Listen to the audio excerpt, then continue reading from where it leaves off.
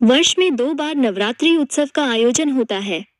पहले को चैत्र नवरात्रि और दूसरे को आश्विन माह की शारदीय नवरात्रि के नाम से जाना जाता है। इस तरह पूरे वर्ष में 18 दिन माता रानी के होते हैं। हिंदू धर्म में इनको कई नामों से पुकारा जाता है, जैसे अम्बे, जगदम्बे, दुर्गा, काली, शेरावाली, पहाड़वाली आदि। इन्हीं के भिन्न भिन्न रूपों के देश भर में अधिक मंदिर स्थित है। बल्कि भारत की देश भूमि पर उतने ज्योतिर्लिंग नहीं है जितने शक्तिपीठ है। इनकी कथाओं के बारे में पुराणों में विभिन्न विभिन्न जानकारियां मिलती हैं, लेकिन फिर भी किसी को इनके रहस्य के बारे में पता नहीं है। परंतु माता रानी के सच्चे भक्तों के लिए उनके बारे में संपूर्ण जानकारी होना भी अति आवश्यक है। हालांकि यह भी सच है कि यहाँ हम आपको इनके बारे में सब कुछ नहीं बता सकते, लेकिन उनमें से कुछ बातें के बारे में अवश्य बता सकते हैं जिनका भक्तों को ज्ञान होना जरूरी है। अंबिका शिव पुराण के अनुसार उस अविनाशी परब्रह्म काल ने कुछ काल के बाद द्वितीय की इच्छा प्रकट की। उसके भीतर एक से अनेक होने का संकल्प उदित हुआ। तब उस निराकार परमात्मा ने अपनी लीला शक्ति से आकार की कल्पना की, जो मूर्ति रहित परम ब्रह्म है। परम ब्रह्म अर्थात एकाक्षर ब्रह्म, परम अक्षर ब्रह्म, वो परम ब्रह्म भगवान सदाशिव है। एकांकी रहकर स्वेच्छा से सभी ओर विहार करने वाले उस सदाशिव ने अपने विग्रह शरीर से शक्ति की सृष्टि की, जो उनके अपने श्रेयंग से कभी अलग होने वाली नहीं थी। सदाशिव की उस पराशक्ति को प्रधान प्रकृति, गुणवती माया, बुद्धि तत्व की जननी तथा विकार रहित बताया गया है। वो शक्ति अंबिका, पार्वती या सती नहीं कही गई है। उसको प्रकृति, सर्वेश्वरी, त्रिदेव जननी, ब्रह्मा, विष्णु और महेश की माता, नित्या और मूल कारण भी कहते हैं। सदाशिव द्वारा प्रकट की गई उस शक्ति की 8 भुजाएं हैं। पराशक्ति जगत जननी व देवी नाना प्रकार की गतियों से संपन्न है और अनेक प्रकार के अस्त्र शक्ति धारण करती है। एकांकिनी होने पर भी वो माया शक्ति संयोगवशात अनेक हो जाती है। उस कालरूप सदाशिव की अर्धांगिनी है ये शक्ति, जिसे जगदम्बा भी कहते हैं। देवी दुर्गा हिरण्याक्ष के वंश में उत्पन्न एक महाशक्तिशाली दैत्य हुआ, जो रुरु का पुत्र था, जिसका नाम दुर्गमासुर था। दुर्गमासुर से सभी देवता त्रस्त हो चले थे। उसने इंद्र की नगरी अमरावती को घेर लिया था।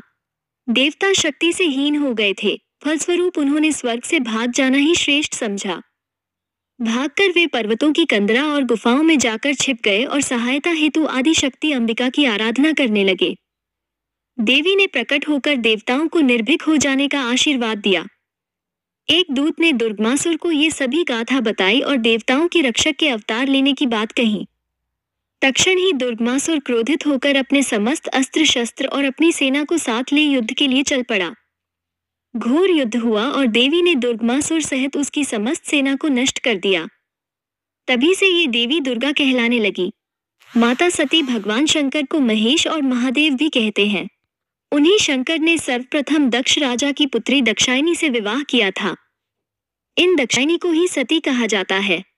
अपने पति शंकर का अपमान होने के कारण सती ने अपने पिता दक्ष के यज्ञ में कूदकर अपनी देहलीला समाप्त कर ली थी। माता सती की देह को लेकर ही भगवान शंकर जगह जगह घूमते रहे।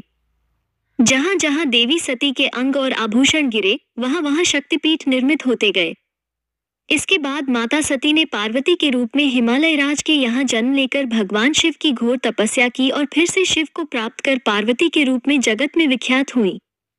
माता पार्वती शंकर की दूसरी पत्नी थी, जो पूर्व जन्म में सती थी। देवी पार्वती के पिता का नाम हिमवान और माता का नाम रानी मैनावती था। माता पार्वती को ही गौरी, महागौरी, पहाड़ों वाली और शेरावाली कहा जाता है। माता पार्वती को भी दुर्गा स्वरूपा माना गया है, लेकिन वे दुर्गा नहीं है। इन्हीं माता पार्वती के 2 पुत्र प्रमुख रूप से माने गए हैं, एक श्री गणेश और दूसरे कार्तिकेय। कैटभा पद्मपुराण के अनुसार देवासुर संग्राम में मधु और कैटभ नाम के दोनों भाई हिरण्याक्ष की ओर थे। मार्कंडेय पुराण के अनुसार उमा ने कैटभ को मारा था, जिससे वे कैटभा कहलाई। दुर्गा सप्तशती अनुसार अंबिका की शक्ति महामाया ने अपने योग बल से दोनों का वध किया था। काली पौराणिक मान्यता अनुसार भगवान शिव की 4 पत्नियां थीं। पहली सती, जिसने यज्ञ में कूदकर अपनी जान दे दी थी। यही सती दूसरे जन्म में पार्वती बनकर आई, जिनके पुत्र गणेश और कार्तिकेय हैं। फिर शिव की एक तीसरी पत्नी थी, जिन्हें उमा कहा जाता था। देवी उमा को भूमि की देवी भी कहा गया है। उत्तराखंड में इनका एकमात्र मंदिर है। भगवान शिव की चौथी पत्नी मां काली है। उन्होंने इस पृथ्वी पर भयानक दानवों का संहार किया था। काली माता ने ही असुर रक्तबीज का वध किया था।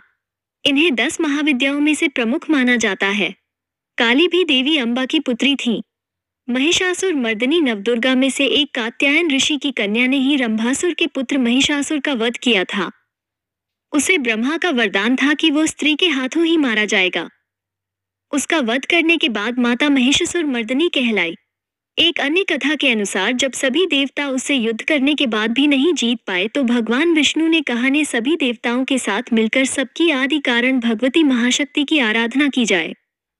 सभी देवताओं के शरीर से एक दिव्य तेज निकलकर एक परम सुंदरी स्त्री के रूप में प्रकट हुआ। हिमवान ने भगवती की सवारी के लिए सिंह दिया तथा सभी देवताओं ने अपने अपने अस्त्र शस्त्र महामाया की सेवा में प्रस्तुत किए। भगवती ने देवताओं पर प्रसन्न होकर उन्हें शीघ्र ही महिषासुर के भय से मुक्त करने का आश्वासन दिया और भयंकर युद्ध के बाद उसका वध कर दिया। तुलजा भवानी और चामुंडा माता देश भर में कई जगह पर माता तुलजा भवानी और चामुंडा माता की पूजा का प्रचलन है। खासकर यह महाराष्ट्र में अधिक है। दरअसल माता अंबिका ही चंड और मुंड नामक असुरों का वध करने के कारण चामुंडा कहलाई। तुलजा भवानी माता को महिषासुर मर्दिनी भी कहा जाता है। महिषासुर मर्दिनी के बारे में हम ऊपर पहले ही लिखाए हैं। 10 महाविद्याएं 10 महाविद्याओं में से कुछ देवी अम्बा है तो कुछ सती या पार्वती हैं तो कुछ राजा दक्ष की अन्य पुत्री। हालांकि सभी को माता काली से जोड़कर देखा जाता है। 10 महाविद्याओं ने नाम निम्नलिखित हैं: काली, तारा, छिन्नमस्ता, षोडशी, भुवनेश्वरी, त्रिपुर भैरवी, धूमावती, बगलामुखी, मातंगी और कमला। कहीं कहीं इनके नाम इस क्रम में मिलते हैं: -1 काली, 2 तारा, 3 त्रिपुर सुंदरी, 4 भुवनेश्वरी, 5 छिन्नमस्ता, 6 त्रिपुर भैरवी, 7 धूमावती, 8 बगलामुखी, 9 मातंगी और 10 कमला। वीडियो अच्छी लगी तो लाइक कमेंट जरूर करें। जय श्री राम।